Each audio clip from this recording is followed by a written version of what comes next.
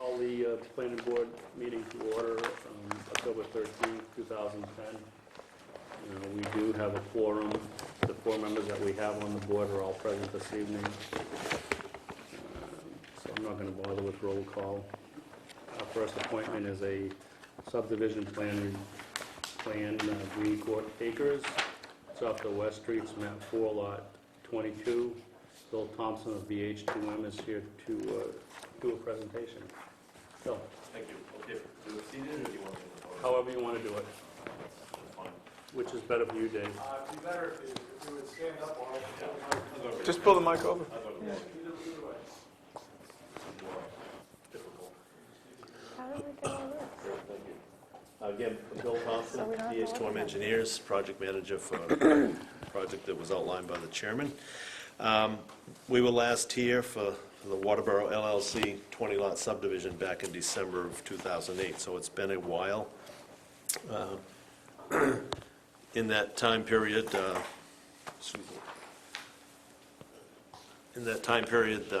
applicant slowed the process down a little bit, and then we got ready to go to DEP for a stormwater permit, which has been submitted, a couple of iterations back and forth with DEP, and they're ready to issue the permit. It needs to go to Augusta to be signed. I thought I'd have it based on a phone conversation 2 weeks ago. Yesterday, I have another phone call to see where it was, and it's still in Augusta waiting for signatures.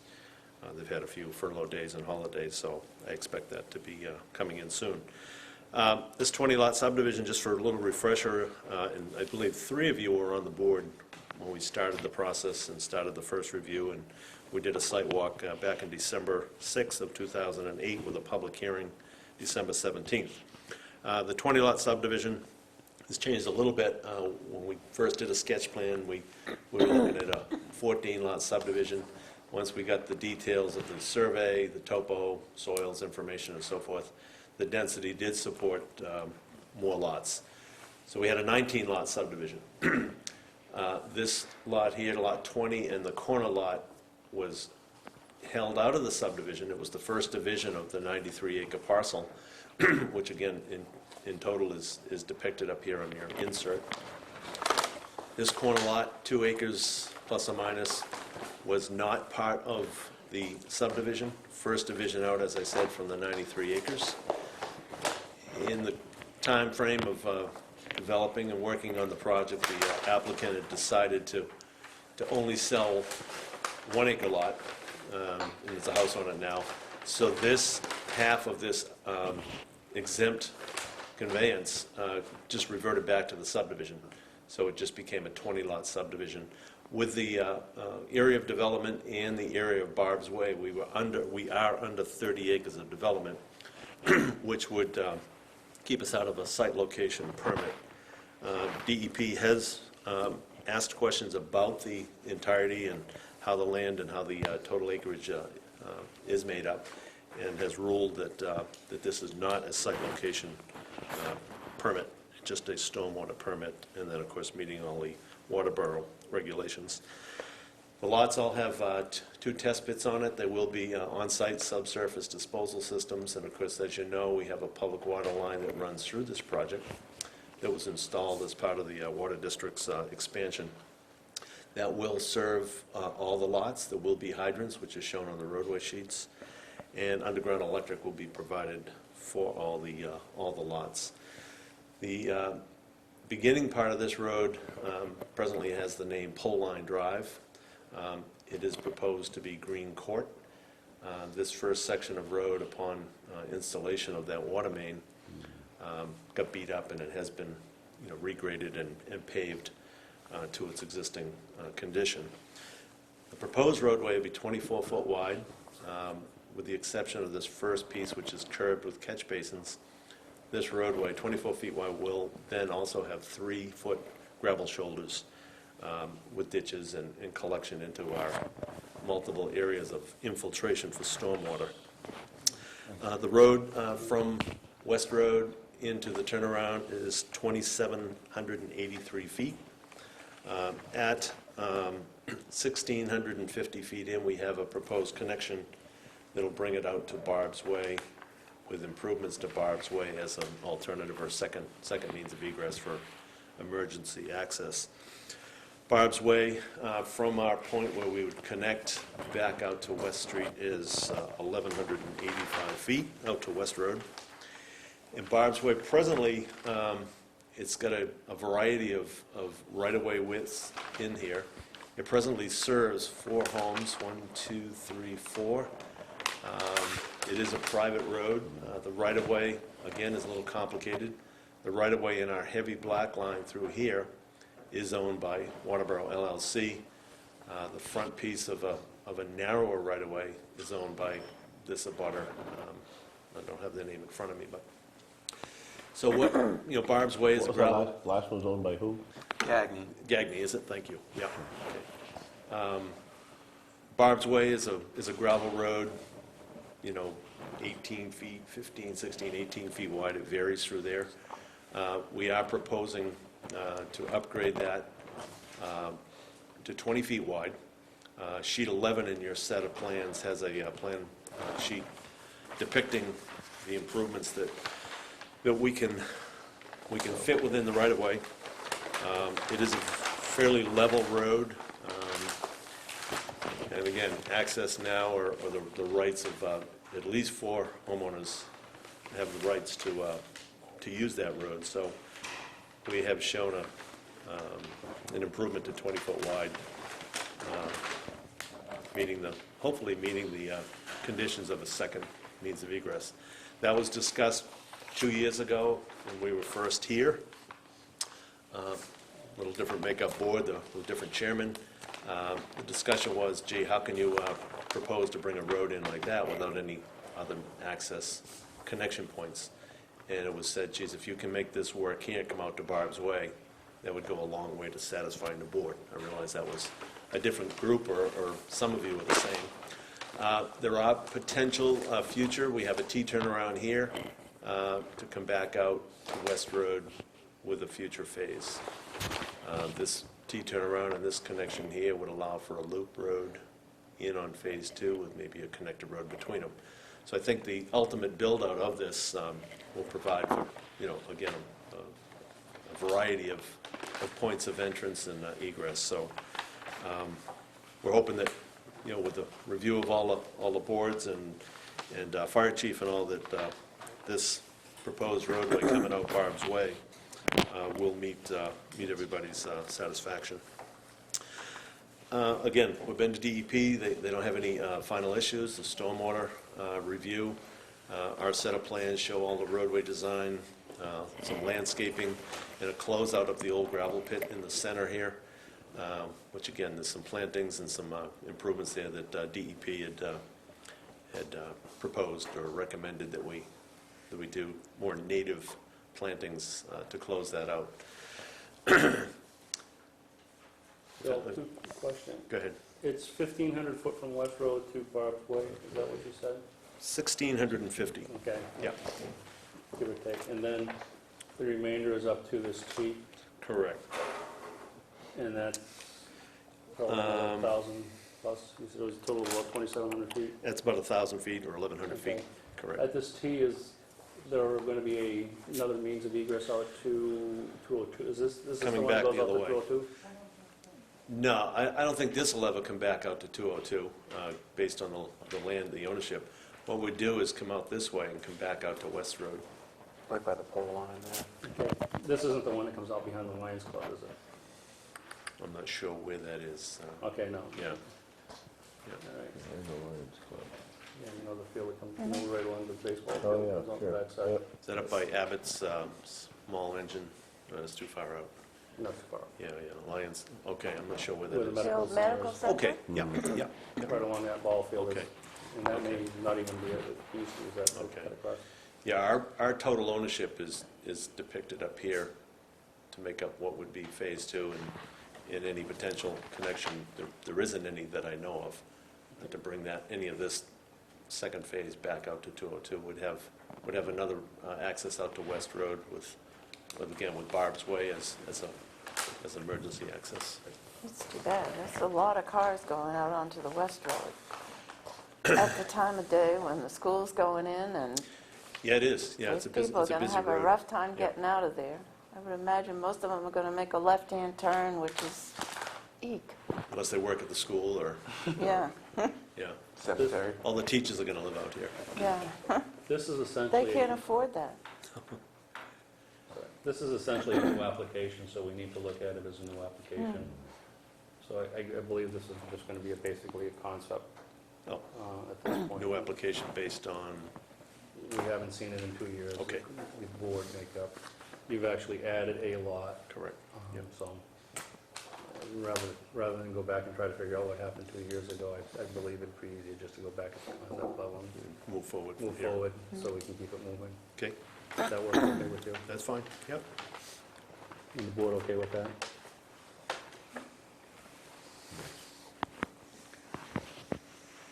The concept is there. There are a couple of questions. One is the code officer sent out a letter dated October 13th, 2010. I believe she sent it to the planner, and you received that as well, Bill? I did tonight, correct. Okay.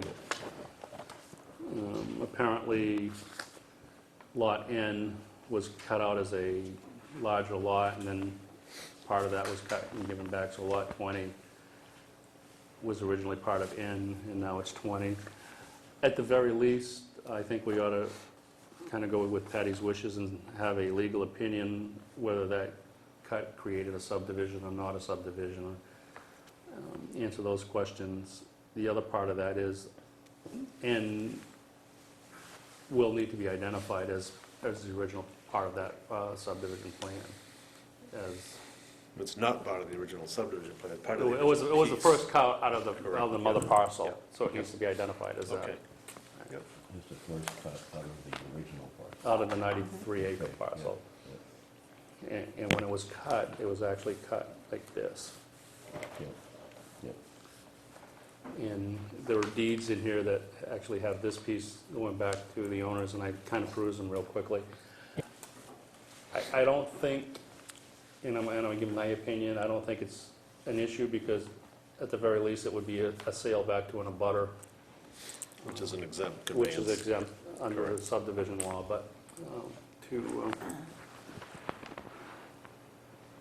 don't know how to say it, to make Patti happier, I think at the Just to very least, we ought to satisfy get the a legal concern, yeah. opinion. Keep it clear, Yeah, yeah. like I said, we can do that. I mean, we had DEP, went round and round of trying to understand the Yep. process also, and they have ruled, obviously with their final permit coming, they've ruled that this is not a site location project and that was an exempt conveyance. But we can, either the town's direction or the applicant's direction, we can get a legal opinion on that. How do you want to do that? Do you want to have the legal opinion come from Mr. McCullum's attorneys, or do you want us to contact our attorneys and get their opinions? I think our attorney. Our attorney. Okay, I'll entertain a motion for that then. I make a motion that our attorney looks at Patti's letter to review it and make a determination of whether Lot N constitutes an additional lot. The breakup of Lot N constitutes an additional lot. I'll second that. Good. Judy, second. Any discussion? All in favor? We will have that done. So we'll have that done. What are your thoughts on the concept of this? I think we approved it in the past. I don't see any big differences from the last one, Just that lot. just that lot. And I think once we get that verified and clarified, we can move forward fairly quickly on this. Yeah. Tom? So it's the board's pleasure to consider acceptance of this as a sketch plan, and then Bill's next step after the legal opinion would be to review and process this as a preliminary plan. I'm just trying to get a sequence. If you're starting over, do you want to receive this as a sketch tonight, or do you want to formalize it as a sketch at another meeting? I don't mind receiving it as a sketch plan. I mean, we've been through it Yeah. ad nauseum. It helps me know where I start the process with Bill when he All right. comes in. So I'll I mean, start. I think as far as the sketch plan goes, It it fulfills. constitutes that we've got everything we need for a sketch plan. Absolutely. It's just we need that determination whether it moves forward. Yeah. Right. And then so when Bill comes in with the next set of plans after the legal opinion from our town council, Bill and I will look at it and go through the checklist as a preliminary. And I should certainly have the DEP permit by then. So what's the board's pleasure? We review this and accept it as a sketch plan? Yes. That would be fine. Make a motion to accept the drawing for Green Court Acres as a sketch plan. I'd second that. Any discussion? All in favor? Unanimous. So, Great.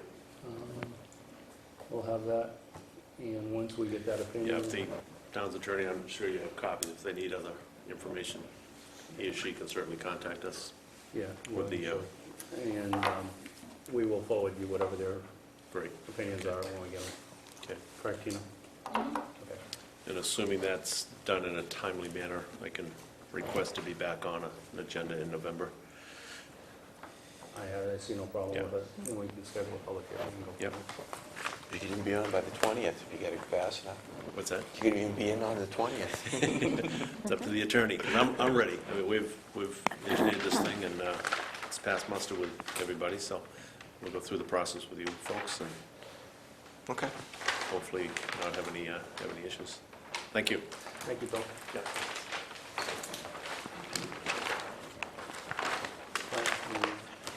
Well, I guess my question was after reading Patty's letter, when this was originally went through the process, I was gonna ask Tina, didn't we have a letter from Southern Maine Regional?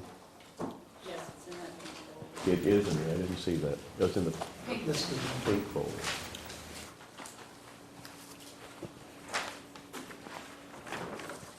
Okay. That was the last one that went through, actually.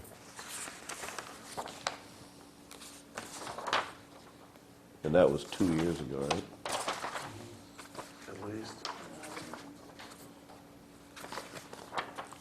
I'm just going by Patty's opening Because of the remark. fire hydrants, there's no reason to sprinkle the houses, right? That's our position.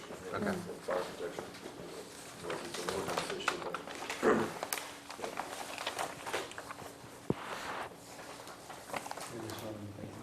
Hmm? The other Below the pink. pink folder. That's the other pink one. The other pink, okay. Never thought to look in the other pink one.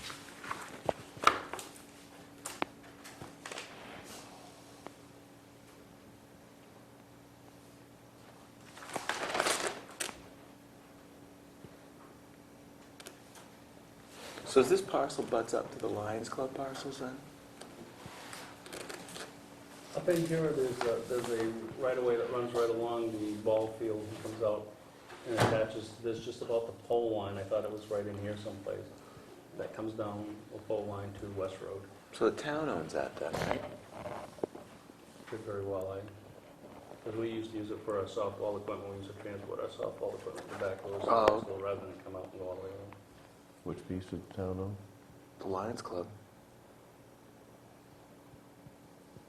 They own the ball fields and everything. That's an interesting concept.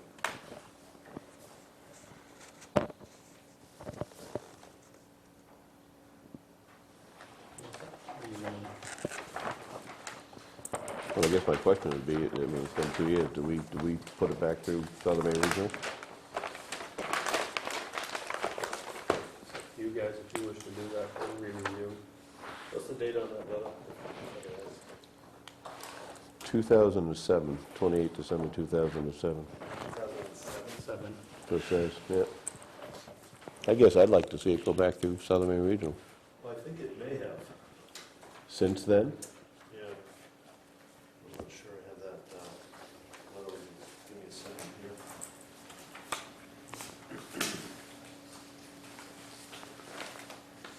I don't remember if Southern Maine, did they have any, were there issues that they I had with it? think the preliminary was done by Tom, I've got a December 28, 2008 letter. yeah, which was really 2007. Early 2007.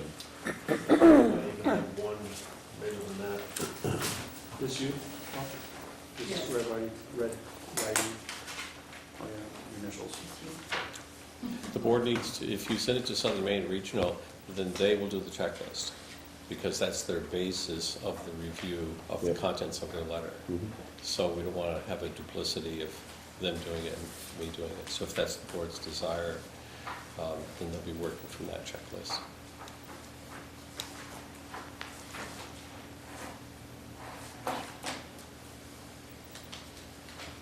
I guess considering the amount of time and considering the letter from Patti, I'd recommend that it goes back to Southern Area Regional again to see what they had to say, see what we've got for changes in the last.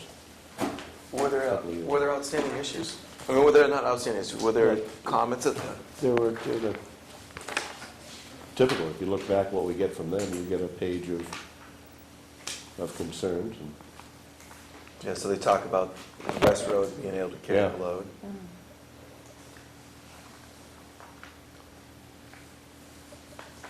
Stormwater was taken care of. Yeah. It is pretty much a cluster. Oh, it's the same letter, just.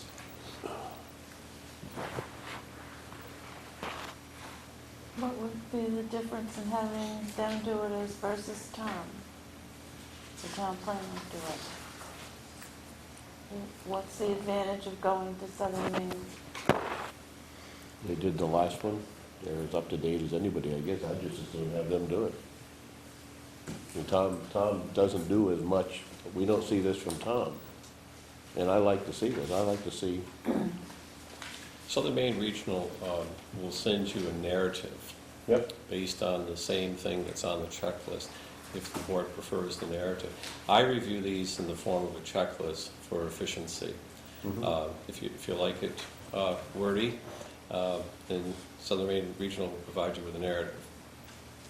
I think, the end product is basically the same thing. If you need a traffic study, you need a traffic study. yep.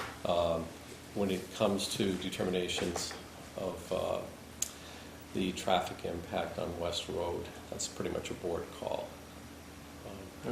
Either their planners or your town planner can say to you the same thing, you need a traffic study, and then it's up to the board to make that determination if you wish to have one or not.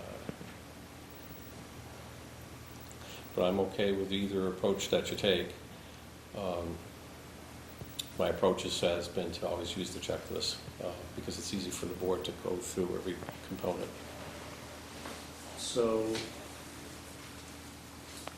board's pleasure at this point, we could go with the Southern Maine Regional as Frank suggests, it's your call, or we could actually direct Tom to not only do a checklist, but provide a narrative of his checklist. He's done the checklist, just go through it and do a narrative to support To support his, his position. What's the turnaround, I'm sorry, what would the turnaround time from Southern Maine? Couple of weeks. Couple weeks? Depends who's reviewing it and what their caseload is currently. Because typically they have a couple physical planners. Generally JT is one who typically reviews it, but it depends what their current mission or assignments are. Yeah, because that would be, to me, that would be the key, if he could get it. You know Because what I he mean? looked at it first. He's familiar with it, so Right. if we go back to somebody new, we could be back. What we could do is we could check to see if JT's available and what his turnaround time is, so it wouldn't hold up the applicant or the board. I mean, I'd be in favor of that, if JT could look at it. That way, same eyes looking at it again. Exactly. 2 years later. apples and apples. Yeah, exactly. Only because I've dealt with different reviewers before. Yeah, JT and I may not always agree on everything. His perspective may be different than mine, and if he looked at the original one, if that's the desire of the board, then that's fine. But realizing and respecting that all planners aren't created equal, and JT sometimes see things differently than I do. I hear that, Tom.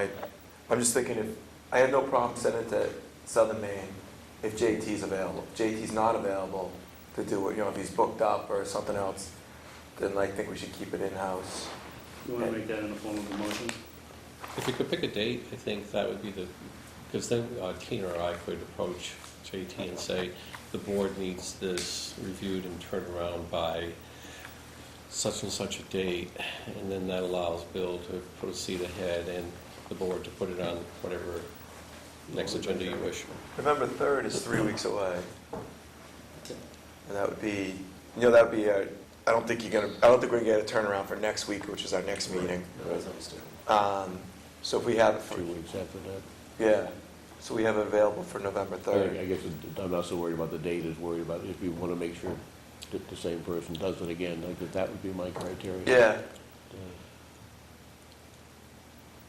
I think 3 weeks asking for somebody to review a drawing is a review of proposal. So he's already done before. Yeah. All right, I make a motion that if JT is available, Southern Maine Regional, we send it to him, the project to be reviewed. If he's not available, then we keep it in-house. Tom, do a checklist with a narrative on that. And if it goes to Southern Maine, we're asking to have it back here for November 3rd. I'd second that. You have that, Tina? You understand, Judy? All right. Any discussion on this? All in favor? Opposed? All right.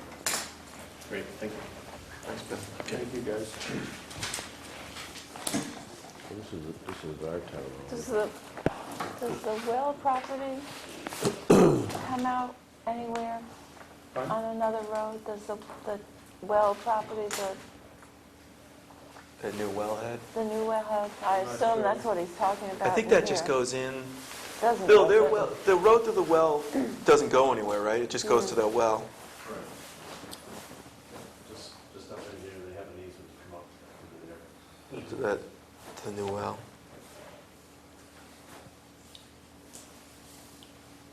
Brings up an interesting concept, though. That's out of the wellhead protection, Bill? Yes, well, protection, then we have the 200 200 hour, 2,500 day rather, travel time shown on here, which DEP reviewed, and they show we met all the standards. And the water district also looked at You keep going even after you're done. Can't get out the door. Yeah, the guys are funny. The last time you were here, you went out and came back too. it. It's right in the Remember that thunderstorm. night? Yeah. Well, that's- How does that? I was too afraid. How does that work with it? Like, with a town owns, you know what I mean? Can that be a proposal that if the town owns that land, that road does come back out onto 202 at the other end? I'm not sure if they even do. I mean, that could be some research Tom could do. It may have been just a dirt road that's been used for years and years. And nobody knows who. And Yeah. nobody- I mean, it was just a passageway for, You know what I mean? That because that would alleviate a lot of traffic concerns coming in and out of it. Glasses worth. I don't even know if it's what I'm possible. talking about, right? Need it? If you'd like, we can have Tom research that a little bit. Yeah, that'd be a good idea. Yeah, just to see what's the connection in there. Is it a feasibility? I mean, is it even possible? You know, if that extended out, that might become it's not that convenient of a road for a shortcut for people cutting the corner off, but The dilemma becomes who builds the connector. It's town property. The other kicker is that it butts right up against the dugout with baseball, softball. oh, fence. It's problematic. Could be. Yeah, I mean, it depends how much wiggle room you have with the stream. well, I mean, eventually one of the phases is to come back out on the pole line. Mhm. You know, so what's the difference if that pole line part was abandoned and it went the other way to 202? It's the same amount of improvement for the developer. And it gives a better egress out of there, a better traffic flow out of the area, if it's possible. It may not even be, Let's find out who Yeah. did and what it is. Run, Bill, run. Colonel has another question. wait! Thank you. Have a good night. Yeah, you got Minutes of previous meetings we 40 need to cars a approve. day coming up. Yeah, and we don't have. Yeah, Then you'll have another 40.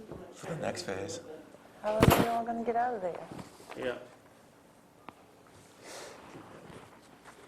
April 21st. Frank Wow, and Judy. I Right, can't we remember. Frank, Tim, and Judy for the 21st. Sounds like a song group back in the... Frank and Judy for the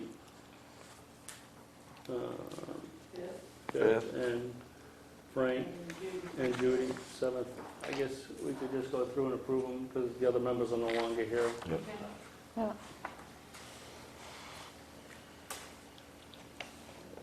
I'll give you a second to review them. I will accept the motion. Have you guys been looking at the stuff that I've been posting? No. Mm-hmm. You have? Yeah, I've gone on. The what? You haven't gone to that? It took me a little while to figure out what the passwords and stuff were because I didn't read your whole thing. Yeah, that makes Yeah, it that would harder. slow you down. I say, Well, I knew you did like it, because it's... mm. And actually, Dave, can we, when we do that, can we use that big screen and put our subdivision plans and stuff right up on that big screen rather than have that little board? Yep. From that stuff that I post, or you want it put somewhere else? Well, whatever you want, just give me enough time to, get it on a laptop and set up here. Okay. Yeah, set it right here. Good. Any changes, deletions? So one of the few people, and all of them, so can I make a motion that we approve April 21st, May 5th, and June 2nd? I'll One of second, the people that's I'll on second all the three. one that I was here for. There you go. And Judy, she's finished. Can't remember.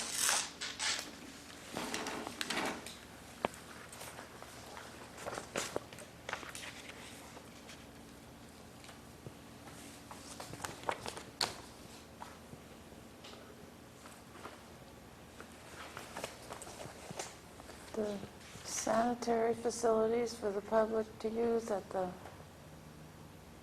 Yeah. is that been handled or? Huh? I didn't see it. Where is it? Huh?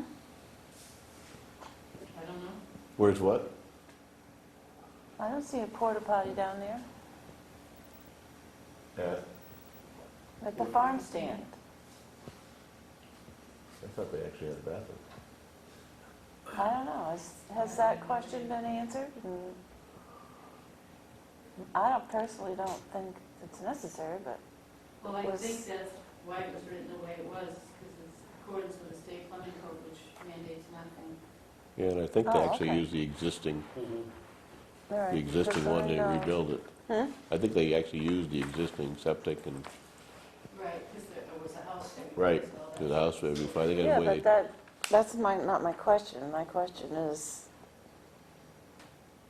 I think It the was- state does not mandate. okay, the state does not, facilities okay, for- because it was quite a hot item. Right, and that's why it's written that way. Okay. It's fine with me.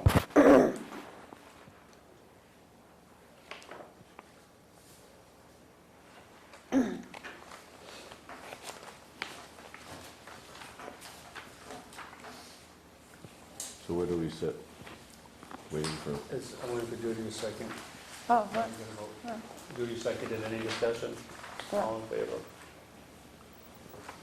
I'm abstaining. Kurt's. Can I ask a question about Riverbend? Mhm. Were they not supposed to have a buffer all the way around? it's okay, you good? The plan is there, I Mm. don't think there's undecided question. I don't know this one. There isn't. There's, Oh, you can't sign that, Yeah, that's not how it was, there's a buffer on the Route 5 part, but not on the back part of the road that they created.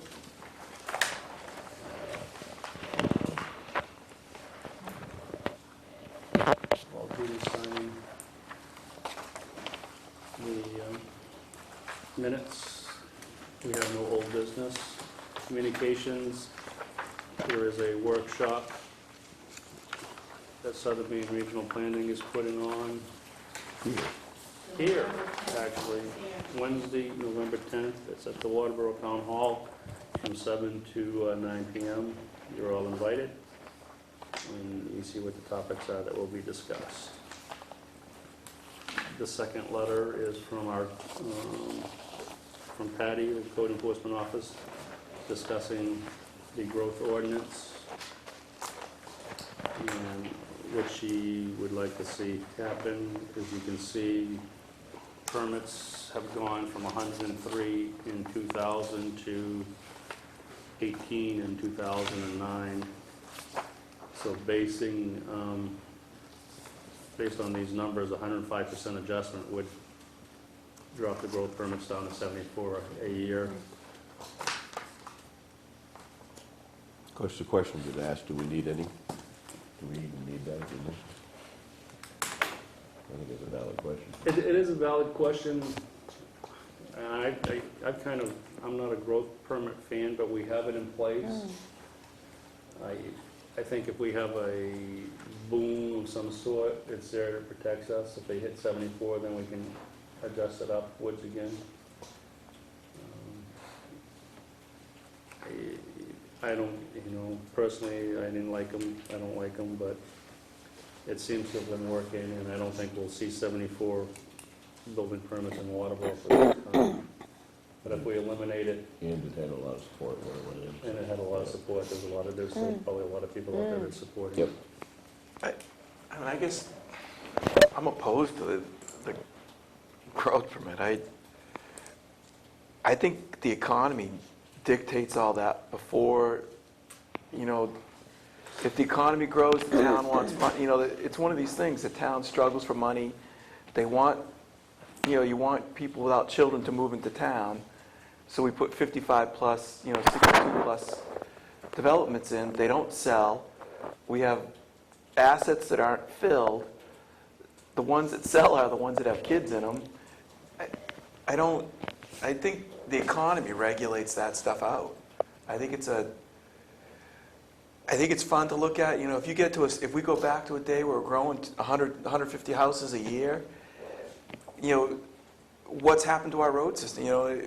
There's a lot to look at. I think you need to evaluate that as it goes back up. I don't think we're going to, like you said, I don't think we're going to see a jump in the next year or two back to that growth.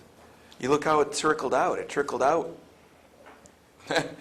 fairly smooth coming back out, and I think it would go back up on that same curve line. So they're But all things to look at once it It's hits that. there, we can't just get rid of it, can we? Sure. Oh, we can? Yep. The town people, how did we get it in the first place? Did the planning board?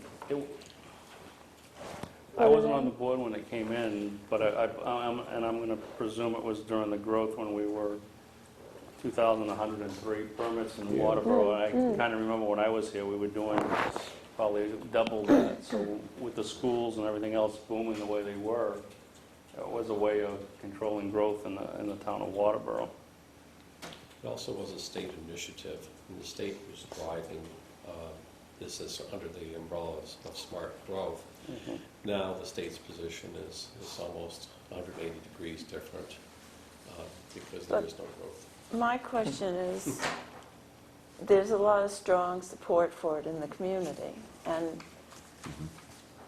did it come just by the planning board putting it in, or Did it go to town meeting? was It it? went to Before town mine. meeting. It had to Yeah. go to town meeting. Therefore- So we go to a special town meeting? If it But- had gone to any type of town meeting, then it would have Then to go back. we as can't an just get rid of initiative. it. We That's- just can't get rid of it. I mean, That's my question, not a philosophical question. We can't, of- but our recommendation could be Okay, back to the selectmen to. But Right, because it is a where- growth ordinance.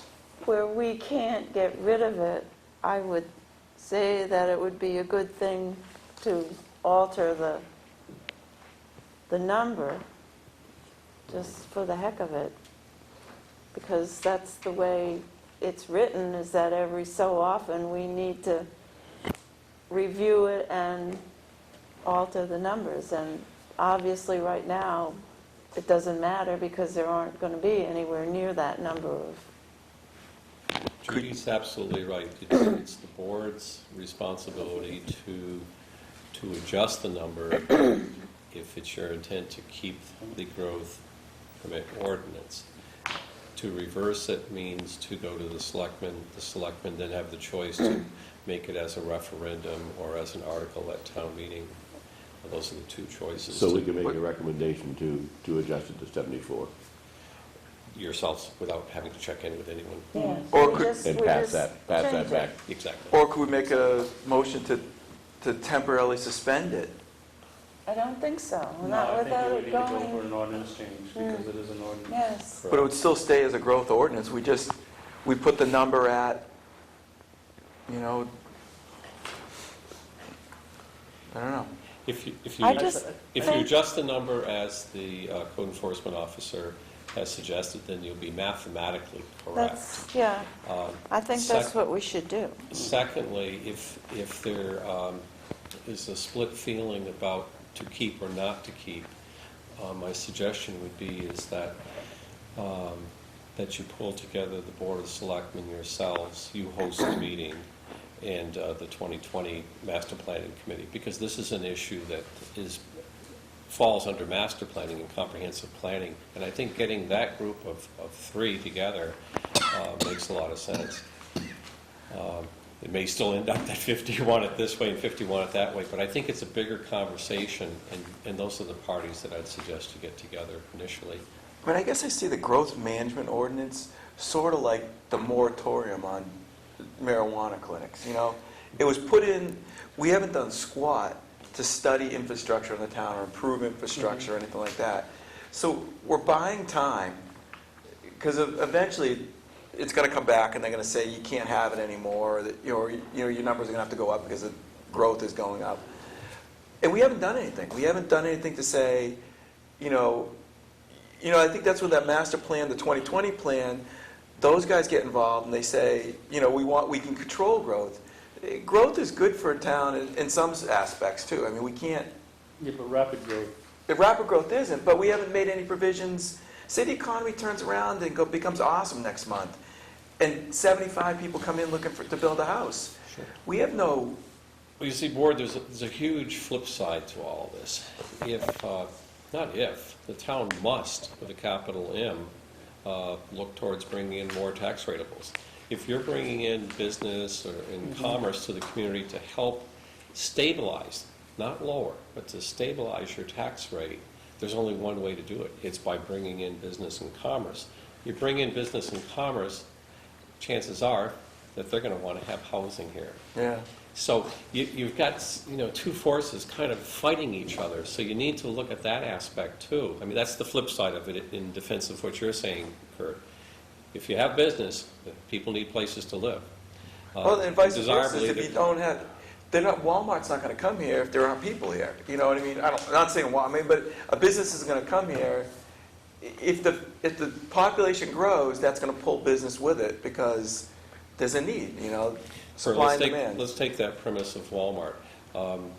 There's a high probability that a Walmart or a Walmart-type store will want to come to Waterboro within the next 5 years. Corporate at Walmart has a whole new concept of Walmart. And it's a smaller version of the big one. I mean, but that's been talked about for 10 years, Tom. Well, I mean, it's just a matter of time. Yeah. And to kind of pull other pieces together. So for the reality check is that there are other strip-type malls that are on the drawing board as we speak. One of them is JD. Where there'll be forthcoming a change of zone application for that site and probably other sites. And if the change of zones are passed in the affirmative, then that means new business. New business might mean more housing. But the two work together, and you can't separate them. The key is trying to manage the growth so that it's in the right places and it's on the right infrastructure. And your infrastructure is currently very limited. So infrastructure will be a controlling force, both for business and residential. So you have these built-in mechanisms that are really going to manage how much more residential growth you're going to have. I mean, I'd much rather see an impact fee, but I know that's got a whole That's other. that's a whole different. Yeah, you know what I mean? Because then there's a direct, you want to build, there's a direct tie back, but that's not going to go very far. Now, the point at hand is, are we going to change the number of growth permits? Personally, I'm comfortable with 74. I think this was a hot button topic when this came in 07, 08, Yeah. whenever it came in. And I don't disagree with you, Kurt. because I fought it in the community I worked for previously. I'm not in favor of it, but it's one of those things, we've got to pick our battles. I think there's still a lot of sentiment out there for this to sit. And the reality is, if we see the economy turning around and she issues 50 permits next month, we go back and revisit it Yeah. at that point and adjust it at that point. One of the original arguments when you first put in the growth ordinance was that while this is happening, we should be planning our infrastructure, Mhm. which, so I suppose the 2020 is, hopefully will be taking over part of that. Well, the Because majority, that's certainly not happening anywhere else in town, so. no, that's the committee where you'll be seeing these things coming forward. And I'll talk more about that when we get into communications, how it's going to Can link I up. make a motion that we change the growth permits to 74 per year? Are we actually recommending to the selectmen to change it, or are we changing it? We can change it. We can yeah. change it. We recommend it. Oh, I'll second okay. that. All right. Is there any further discussion on it? All in favor? Opposed?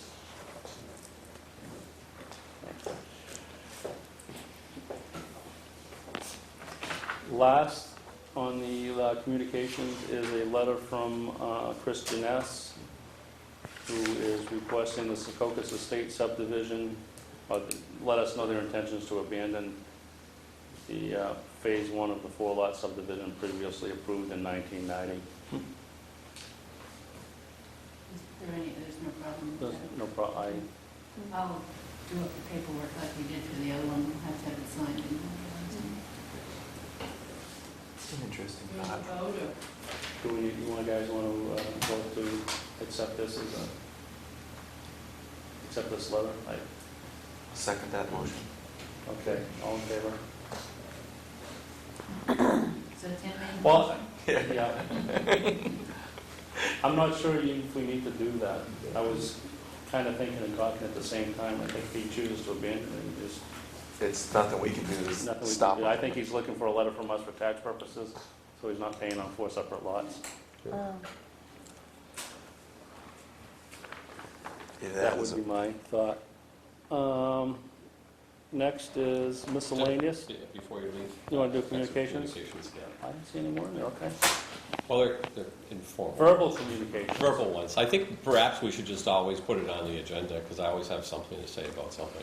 Okay. So, Tina, if you could just put that on there, you know, comments from the, or updates, or I'll give you something from the town planner. First thing, 2020, the committee, it's a committee of 9.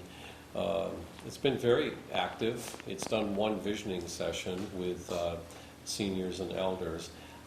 There's been a synopsis of the flip chart sheets, and I'll put that together for your next meeting so you can hear and see what some of the comments are, the feedback. The intent is to have 3 visioning sessions. The last session has been planned for January 7th, and that's for the general public. And there'll be a session for young adults, which will be at the high school, likely to be sometime in the month of November, depending on what the school schedule is like. The 2020 committee has been really quite active, and their attendance has been near perfect at every single meeting, which is really it's pleasing to participate in that sort of thing. For the last 3 months, we've had conversations of how we're going to involve all the boards and committees, most particularly the planning board. And so I just wanted to alert you that they haven't forgotten you. It's just that they're going through a lot of logistical things and planning, you know, how are they going to fund, for example, doing a master plan. There's no money budgeted anywhere. And so we're trying to get very creative and find funding sources to do at least a couple chapters. But there'll come a point real quick, like the beginning of the year, that we'll be stuck. So we'll have good conversations with, and that's the period in January, February, March, where I believe they're planning to invite in all the committees and boards. And if the planning board would like to have its own, you know, personal meeting with that committee, just let us know. What's the purpose of the 2020? It's quite simply, it's to create and make sure that a new updated comprehensive plan is done by 2012. The plan that you currently have is outdated, it's tired, and it was goal-centric, but it wasn't action-centric. The primary goal of creating the new master plan is to create it so that it has action steps or action plans for each of the chapters within the comprehensive plan. And that's one of the difficulties. In the past, there's been a lot of boilerplate master plans that they had a lot of sweet goals and pretty pictures, but they didn't have any directives or mandates of how you get from point A to, how do you hit a home run? Because the pretty ones are See, easy now to it pass. can work with your visions in our marijuana class. If we put them together, then we all can have visions. Well, maybe there'll be samples at the visioning sessions, who knows? Sorry. That's good, thank you. Think But- of such things, when are we going to work on that again? Well, before we get to that, let's stay focused on this master planning. It's really critical, and of course, coming from a town planner, it's an absolute necessity. The town really has, quite unfortunately, no master directive of how you're going to handle growth as it pops up, particularly commercial growth. In the absence of any mandates, as long as they follow your rules, you can have strip mall on top of strip mall on top of strip mall. And I'm not picking on strip malls. I'm just saying, if you want to see that up and down the Route 5 and part of the 202 corridor, that's exactly what you'll get, because it's convenient and it fits the rules. If you want to be more creative and inventive and recreate some of the villages that did exist in the past and expand upon those, then there's going to be a need for ordinance changes and a conceptual planning of what a village looks like or what you'd like it to look like. So that's some of the pieces, Frank, that are part of this master plan that are absent in the one that was most recently done. And then when you get to things like infrastructure planning, there virtually is none. Virtually is none. Well, are we missing somewhere along the line some more fundamental thought than what you're hitting? Maybe it's the idea, do we want to be, Lord knows it comes up at every conversation, do we want to be a rural town? Do we want to attract business? Are we simply a suburb? Well, the thing is, you have no choice about being rural. Okay, you've got ordinances currently that allow businesses. But if we're looking ahead with a 2020 and comprehensive plan and review, I would think that would be the initial concept. What do we want to be? Do we want to have strip malls? Do we want to have all the towns around us grow and we can just stay a suburb with housing and residential and that? If that were the case, Frank, Yep. in your visioning sessions, this board, the residents of the town, everybody would have to step forward and say, we don't want commercial, we want Route 5 and 202 rezoned to residential, agricultural residential. Currently, you have a mixed bag of zones up and down the corridor. And developers, as they come in, they look at, it's really simple for them to look at the corridor and say, aha, here's 100 acres of land that's a putting green. Okay, what can I buy that for? Well, they can buy it currently for about 10 cents on the dollar in terms of value. And so then another person can say, well, geez, there's a lot of wetland there, and it's very low. You can't do anything on it. That's untrue. Come in, you can fill part of it, you can build it up, and you can put something on the 100 acres of land. And you can get through the DEP in terms of stormwater management.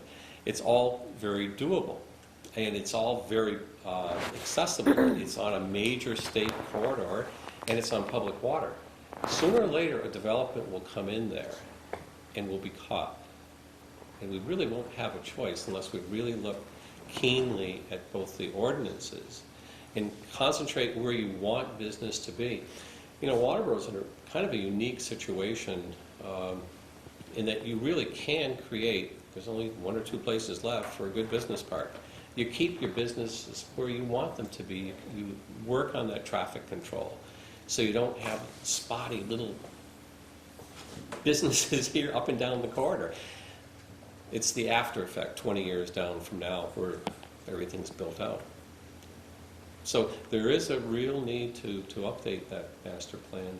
I think our greatest challenge is going to be how it's funded. You know, it's going to require some money to handle some of the components. So we're trying to get creative on it, but I think the most important thing now is basically the conversation. We've got to get the planning board involved, the economic development committee involved, and hear, you know, what your desires are. So collectively, it might be good to kind of see if there's consensus on your board. I'm going to ask the same thing of Chris Bennett, to establish consensus on the economic development committee. What's their directive? And then 2020 is going to try to sort it out, plus all the input that we get from the visioning sessions. So we're just in the beginning stages.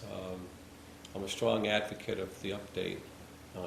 Kurt's familiar with a community out in New Hampshire called Barrington, New Hampshire. They went through the whole process because Barrington it's sort of a nondescript community. It has Caleb's General Store and the Christmas dog.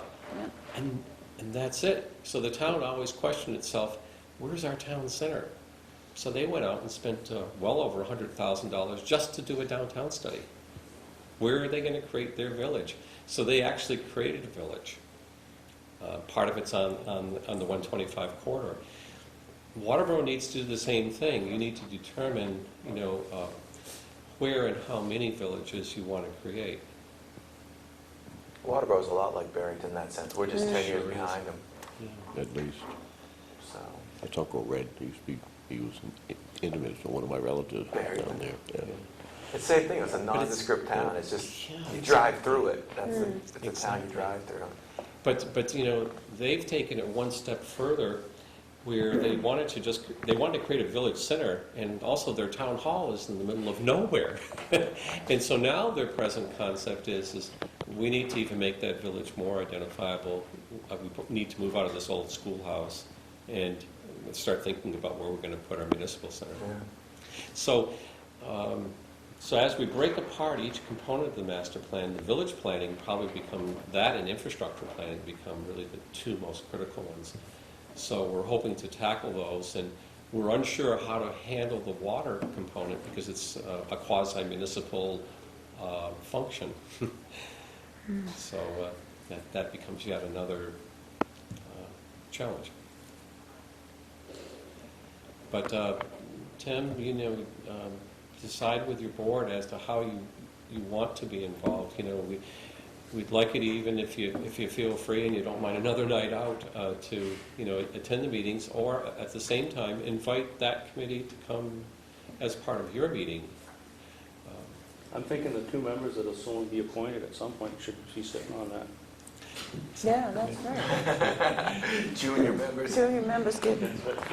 So, and that It's a newbie job. drives another question. Originally, the 2020 was meeting on Tuesday nights. The Board of Selectmen created a liaison that couldn't meet Tuesday nights because he had to attend the Selectmen's meetings. So then the only other free night was Wednesday nights, but then that's becoming conflictual because of my responsibility to the planning board. So I want to make sure I'm here on Wednesday nights, but I also chair the 2020. So Kurt asked a question, and I don't know if it was a singular question just for one meeting, if this board wishes to continue on Wednesday nights, or if there is any other alternative night. I posed the same question to 2020. Can they change their meeting night again to accommodate everyone? Currently just once a month. And if the So they board meet on the second or the fourth Wednesday? yeah. If the board would, to maintain your current Wednesdays, if I can get them to switch it to the second or fourth, the only dilemma is that if you had a workshop, occasionally it might be conflictual. I finally got my work schedules. So Wednesday. The only reason I brought up Wednesday was just because of last week's conflict. Oh, okay. Oh, I didn't know how to interpret if you wanted to switch to. No, I was just Wednesdays. thinking it. Talk about changing it. Yeah. I don't mind going back to a later start time, but I like Wednesdays. Yeah, I like Wednesdays too. The other thing is I like to keep those meetings within 2 hours, so I could encourage them to start at 5, and when I can just, because we usually meet at the fire station, I can just come right over after that and come right here. If you started maybe just a little bit later. That keeps you only one night. That keeps you just So one. you want to go back to 7:30, Fred? I don't mind doing it in the summertime. You know what I mean? You don't mind doing what, 7:30 or The something? summertime, yeah. I'm more out. 7 in the winter is okay. It's fine, 7:30, doesn't matter to me. But if the board can pick what works best for you, then I'll just report back to the 2020, and I've told them that, I need to be at all of your regular meetings, and I want to be.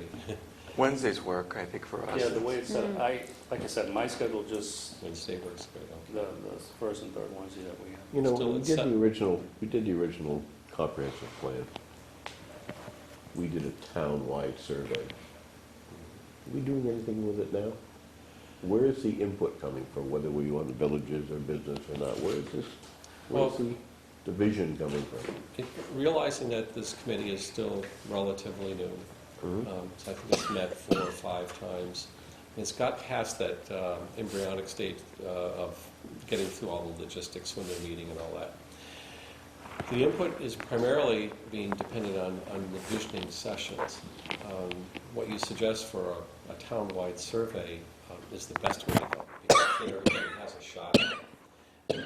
We might be able to do that electronically, but again, not everybody uses computers. But I don't think there's 99.9% of the town that has an absolute clue what you're talking about when you have a visioning center. They could care less, because they've never heard you talk about the magic triangle out there. You never heard you talk about whether we want villages or not, or whether we want businesses or not. I think there's a gap here with. Well, the gap is the same gap that exists with all boards and committees in all towns, is getting people to get out, come out at night after they've worked all day long. That's always a challenge, and but what you say is, I agree with 100%. If there was a way that we could send out a survey to everyone, and then it would be their initiative to either send back or not send back. It's a communication more than, I mean, that gap is always going to be there.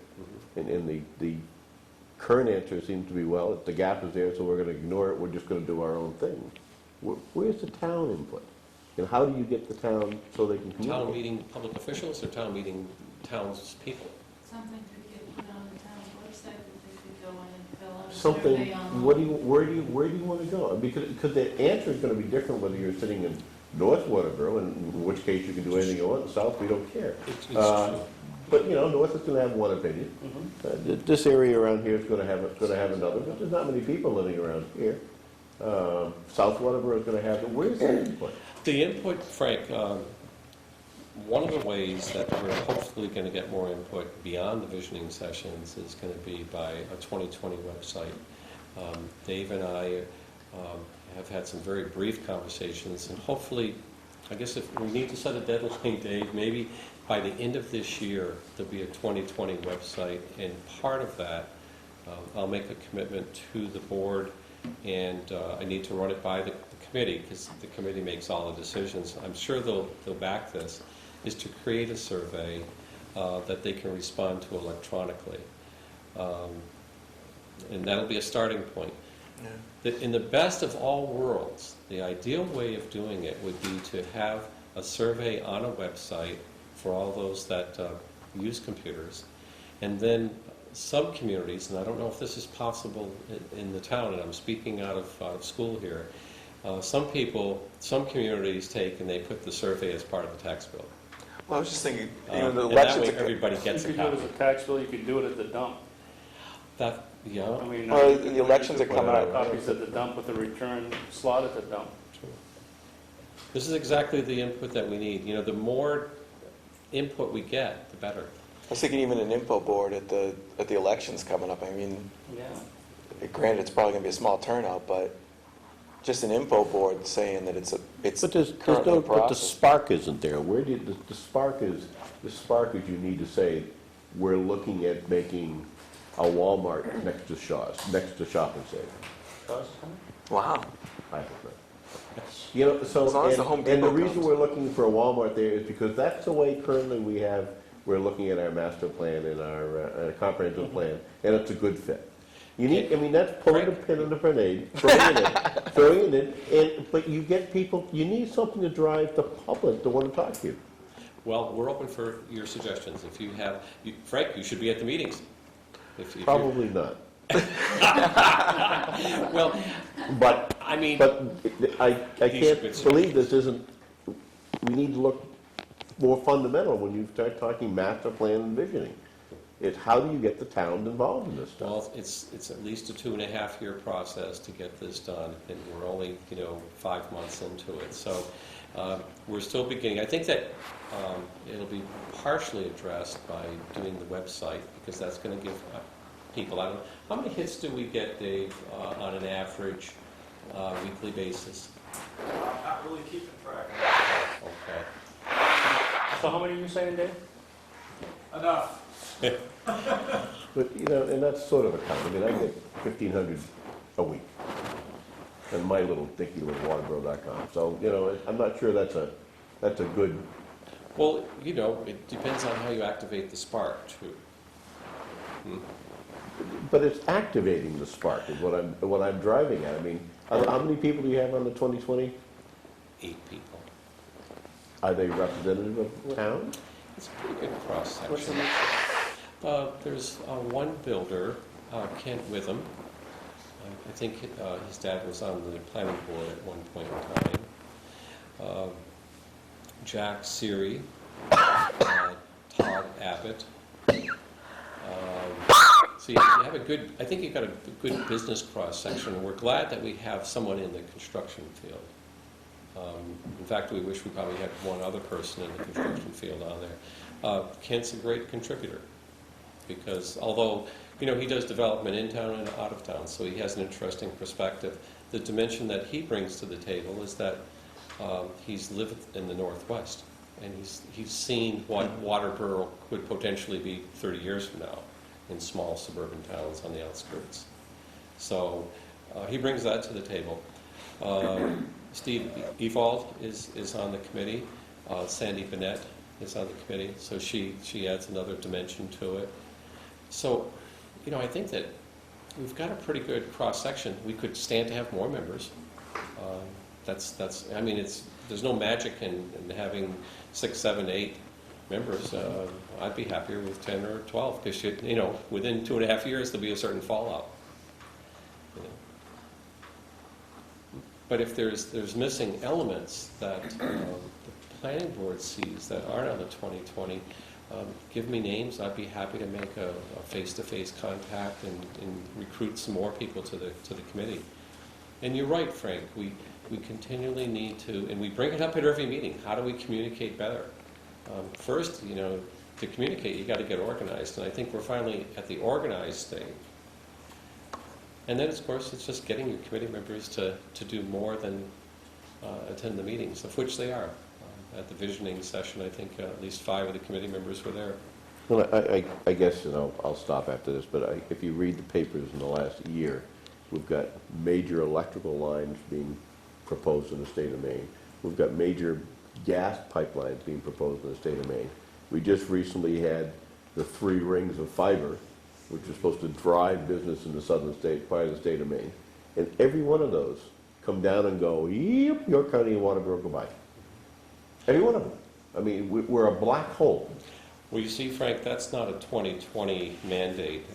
It's a political mandate. That needs to come from political sources. Our job is not to lobby, fiber optics in town. Our job is to create a master plan that addresses a lot of different issues. Not to solve all the problems, but to come up with some potential solutions and most of those solutions are going to require money.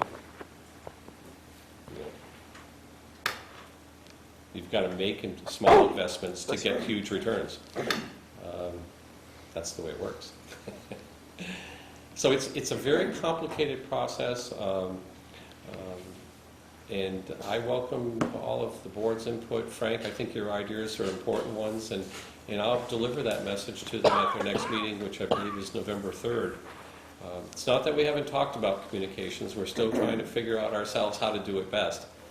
And putting these visioning sessions together requires time and energy, and we can only spread ourselves so thin. This is where most municipalities, they'll retain a consultant that has a team of 15 people, and they can put everybody on an assignment. So we're trying to do currently everything in-house. Or in a place like Barrington, where you bring up, they had a phenomenal group of people that drove that down there. There's probably 30 people that just drove it. Having been to a few of those early meetings, I don't see the drive. Well, Barrington, because you brought it up, has a lot of activists that, Yes, they do. that are very aggressive. They take a stance and they follow it right through to the bitter end. We do too. Well, Unfortunately, we're pretty fractured. There's an activist here and here and here, and they all go in different directions. We don't have a group. There's no There's no Waterboro revolution group. There's no revolution. There's no organized revolution anyways. well, maybe you need to organize a resolution. No. Yeah? New website. No, I've done the website before. We've had activists in the past. Thank you. All right. But that's my concern. I Yeah, see visioning and master plans and comprehensive plans. I don't see the, Well, I hear you cleared Driving loud, and I haven't force. seen you at any of the meetings, so. I hit this one. Thank you. Marijuana. You keep bringing this I up. know, I wrote it down when you brought it up. Where are we with that? Currently, where we are is the board had asked me to research the communities that, what they did and what their approaches were. And what I delivered to you was a series of communities that had all either implemented ordinances and/or have dispensaries either being built or about to be built. Part of that package had some definitions that were prepared by attorneys that are adaptable if the planning board chooses to create an ordinance. Currently, the ball's in your court, and the selectmen will be waiting on you to deliver your recommendation. At a bare minimum, in the ordinance, my recommendation would be is that you create some sort of clear definition that the CEO can work with should we be approached. Now, some of you may believe that we'll not see a marijuana dispensary in town. That's really not the full issue, and I think it's been very clear in other municipalities that they look at it dualistically or triangulate it and say there could be some other type of medical drug that's grown in your community, or it could be a methadone clinic. And so what you can do is solve several problems all at once, as Augusta has done, and I believe Biddeford. So that's where it currently stands. So it's now up to the planning board to give your recommendation back to the Board of Selectmen. I thought when we looked at the 4 towns, I don't remember what we came out of. After looking at those, I thought we just agreed that we would basically creatively re-edit one of the other ones that's already done the work. Isn't that what I thought we weren't going to reinvent the wheel. Yeah. Well, given that the I mean, definitions were there was- created by attorneys and a lot of money was spent. And there by were the- some basics that, out of that meeting, I think they came up with a few things that, number one, they wanted another major highway. They wanted to limit it to a major highway. They wanted to, and that was the big one that I remember. Yeah, I think we just add definitions Sure. and keep it in I think the other one was a hospital zone or a medical. And I'm not, I mean, we don't really have that zoning now, you know, so we'd have to create another We have zone. to create another zone, we're going to have to create another ordinance. Right, so I mean, you look at the thing, I mean, you look at our ordinance, I think we just need to, Why can't you say conditional use in any zone that abuts Sokokis Trail and Main Street? And add definitions. under medical drug dispensary, or, For any. Which Well, you're gonna be careful because if you put a medical drug dispensary in, pharmacy, that limits the called pharmacy. pharmacy. yeah. Somebody may want to put a pharmacy out on the upper end of West Street. They might. Well, they can pick up that whole new field, and Yeah. Parsons Field, and whatever field is out there. The other thing that was part of my report back too was that the city of Biddeford has created what I would consider a model conditional use ordinance. I've seen a lot of them, and that's one of the finer ones that I've seen. Piece by piece, and this is probably the best way to tackle your ordinances. When an issue surfaces, then look at that section of your ordinance. And my opinion is that the conditional use component of your ordinance could be updated. And if you look at the Biddeford one, which is fairly complex because of Biddeford having a fairly significant staff to review all these, there's still some merits in perhaps looking at it in the context of could we strengthen, even if it's just some of the conditional review points. They also have a conditional use checklist, which I think the board would find very handy. So at a minimum, these checklists work good because that way you don't miss anything and you can go through it piece by piece. And also you can hold the applicant accountable to each of those elements. So that's pretty much what I've delivered to you, and now it's up to the board to decide, what it would like to do with it. The moratorium is running out when, Tina? Not that that's an issue. It was 90 days. 90 days, so we're like probably 60 days left on it, 45 days left. They made 180. They made it That's right. 180. Yeah, we thought So 90, but they bumped 135 it up to then? 180. So, Yeah, Well, the lawyer recommended 90, Yeah. they made it 180. yeah. Right. so we're 135 days away.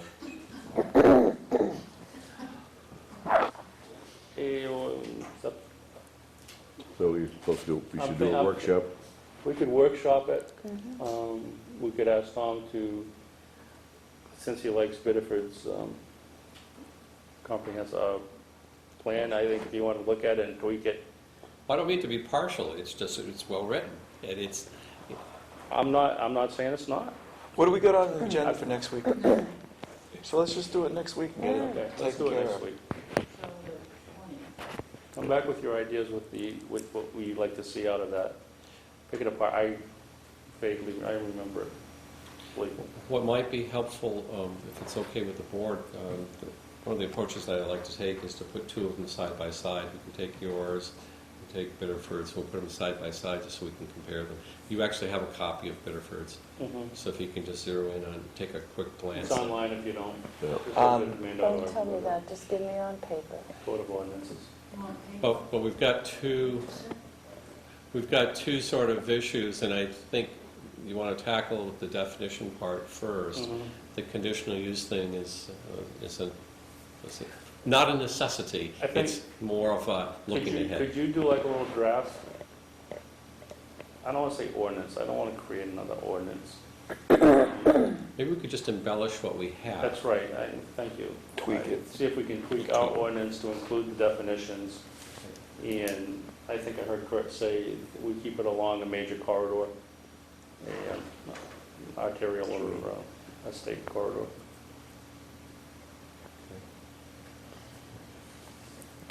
We can build that right into the definition. I think that's probably just as easy as anything. Yeah, I think that, and that's easy to plug in rather than create another whole separate section. Create another ordinance, then we got to worry about how everything else fits in with it. Yeah. I mean, We're if we finding do, we that just cloud have may another not always Band-Aid, work. and then in 6 months, they're gonna say we need to look at everything again and Right. adjust our Band-Aids. All right. Miscellaneous. Revised plan for Riverbend to be reviewed. They supplied all of the information this morning. I think everybody's probably seen the email to them. That Need to be signed. brought the, yes. But I would like a vote on it so that then we can put the date on it. Because I think it's been discussed, but so long ago that the courthouse wouldn't accept it with the date that it was approved before, so it should be voted on tonight. What's the revision on it? The only To thing, change it. From 55. 55. it's the only thing that we looked at. What's your pleasure, folks? I'll accept the motion Motion to accept it as the date changed. as a date change. Sure. Second. Any discussion? All in favor? Done. Any new business? Yep. Motion, oh, Just another thought. The town's currently going through its capital improvement plan. And just as I offered the last couple of years, if the planning board has any type of capital improvement projects that you'd like to bring forward, the deadline is October 22nd. The Board of Selectmen at their meeting on Tuesday night called in all the department heads and had them discuss their proposed projects. So if there's anything that you would see as appropriate, typically capital investment projects are all those that are over $5,000, inclusive of studies. I think it's GIS. yeah, where are we with that? The deadline's the 22nd? That in total. Um, Where are we with GIS? With GIS, Sorry. No, go ahead. Frank's a bit sensitive on this one, so I'll choose my words carefully. Currently at GIS, it's somewhat stalemated. There's not a lot of activity on it. However, there will be forthcoming a capital improvement project that is going to involve GIS. And I haven't received that back yet. It'll be forthcoming from the Board of Selectmen, and I'll have more information on that on or before the 22nd. The challenge becomes, how do we fund it? So the Selectmen and others are looking at ways to fund it, to bring it to the next step. There's a certain amount of training that's necessary, and then also focus as to how you're going to use this GIS. Typically, one of my recommendations earlier was start off with something relatively simple, easy to input. For example, define all your water infrastructure. And We don't have the structure, the training, the technical expertise, the money, or the drive to do GIS. well, I We've tend to already disagree spent with you, about- Frank. I think we We've have already all spent the about above. $20,000. I disagree with you, Frank. We have all the above. It's just we don't have the money. And there is a certain amount of training that is necessary. It has to move forward. We have the software. We need to do something about it. We need to find out We how we can... already have software that's a full revision out of date. For Well, the that- second time. Frank, you know as well as I know that 9.2 revision is may even be in fact included in our contract, that we can receive that. I don't know. I'd have to check that. I'm not going to argue. We don't have the technical expertise nor the hardware in-house to do GIS. Well, it's a step-by-step, and the town has to realize that, you don't embark on a major GIS system with a lot of funding, and we need to look at resources other than taxation as to how we handle getting us to the next step. The first step was software and a little bit of internal self-tutoring, if you will, on version 9.1. We realized that there is another version out there.